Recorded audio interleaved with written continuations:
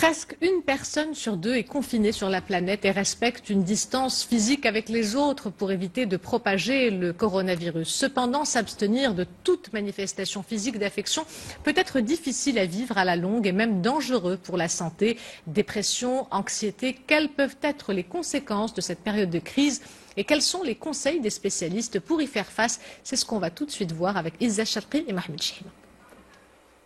Ennui, stress ou encore anxiété, le confinement et la peur de l'épidémie peuvent avoir des effets psychologiques désastreux. Ils sont dans certains cas à l'origine de sentiments de frustration, d'irritabilité et d'impuissance croissant au fil du temps. Certains troubles émergents à l'origine de fortes dépressions peuvent même nécessiter une prise en charge. Les effets de la pandémie du coronavirus sont néfastes sur la santé mentale des individus. S'ajoute le risque de développer la peur, l'anxiété, et parfois la panique. Il peut aller jusqu'à une dépression réactionnelle ou un stress post-traumatique.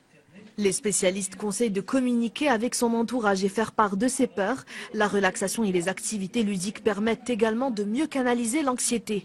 Il est aussi important de favoriser les moments en famille afin de renforcer les liens entre les différents membres du foyer. Accepter cette peur plutôt que de l'étouffer ou de la refouler, donc la verbaliser et de canaliser cette angoisse donc en s'occupant le plus possible chez soi. Le confinement peut être une occasion de consolider les relations familiales, de faire les exercices de respiration et de relaxation autant que possible. Pensez également à créer des routines afin de maintenir un certain rythme biologique à travers par exemple des horaires de repas réguliers et une activité physique continue. Évitez enfin la lecture de fake news qui ne peuvent qu'augmenter votre niveau de stress.